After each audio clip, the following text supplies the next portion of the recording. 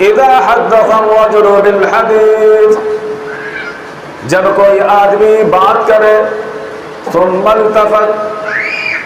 پھر وہ ادھر ادھر اگل بگل جھانکے کہ کہیں تیسرا سن تو نہیں رہا، فہی امانہ، تو اس کی یہ بات سننے والے کے لیے امانت ہے جس کی حفاظت ضروری ہے۔ اگر اس نے اس کو کسی کے سامنے ظاہر کیا گویا کہ اس امانت میں اس نے خیانت کی۔ البتہ اگر اس کی یہ بات کسی کو تکلیف اور نقصان پہنچانے کی سازش کے تحت ہو تو پھر یہ بات امانت داری کے اصول سے خارج ہے، بلکہ اس کا ظاہر کر دینا ضروری ہے، جیسے کہ اللہ کے رسول صلی اللہ علیہ وسلم نے فرمایا المجالس بالامانہ، مجلسیں امانت داری کے ساتھ ہوں، یعنی مجلسوں کے اندر جو بھی مشورہ ہو، جو بھی فیصلہ ہو، وہ مجلس والے امانت داری سمجھ کر اس کو راز میں رکھے، اس کو کسی کے سامنے افشا نہ کرے جب تک کہ اس کی اجازت نہ ملے۔ الا ثلاثة مجالس، مگر 3 مجلسیں ایسی ہیں جو امانت داری کے اصول سے خارج ہیں۔ سفک دم حرام، وہ مجلس جس کا تعلق کسی بے گناہ کا خون بہانے سے ہو، کسی بے گناہ کو قتل کرنے کی سازش کے تحت ہو، ایسی مجلس امانت داری کے اصول سے خارج ہے۔ او فرج حرام، اور وہ مجلس جس کا تعلق کسی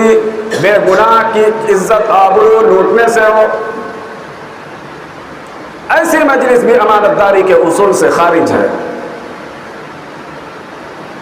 تیسری مجلس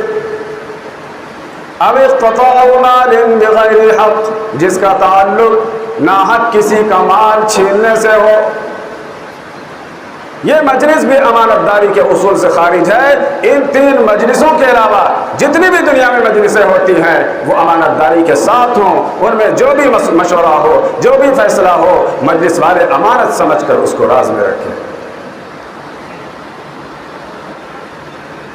اللہ کے رسول صلی اللہ علیہ وسلم ایک حدیث قدسی کے اندر ارشاد فرماتے ہیں کہ اللہ تعالیٰ فرماتا ہے انا ثالث الشریکین، میں 2 شریکوں کا تیسرا ہوں۔ ما لم یکن من احدہما صاحبہ، حتیٰ کہ ان دونوں شریکوں میں سے کوئی ایک اپنے ساتھی کے ساتھ خیانت کرے۔ فَإِذَا خَانَهُ، تو جب ان دونوں میں سے کوئی ایک خیانت کرتا ہے، خرجت من بینہما، تو ان کے درمیان سے میں نکل جاتا ہوں۔ کیا مطلب؟ اس حدیث پاک کا مطلب یہ ہے کہ جب 2 دوست مل کر کوئی کاروبار شروع کرتے ہیں تو اس کاروبار میں صرف وہی 2 شریک نہیں ہوتے ہیں، بلکہ ان کے ساتھ تیسرا اللہ بھی ہوتا ہے جو ان کا معاون اور مددگار ہوتا ہے، اور اس کاروبار کے اندر خیر و برکت کا نزول فرماتا ہے۔ لیکن جب ان دوستوں میں سے کسی ایک دوست کی نیت خراب ہو جاتی ہے اور وہ اپنے ساتھی کے ساتھ خیانت کرنے لگتا ہے تو اللہ فرماتا ہے خرجت من بینہما، میں اس کے درمیان سے نکل جاتا ہوں، یعنی کہ میرا ساتھ اور میری مدد ہٹ جاتی ہے اور وہ کاروبار بے برکتی کا شکار ہوتا ہے۔ اللہ اکبر، کتنا بڑا نقصان ہے خیانت کا۔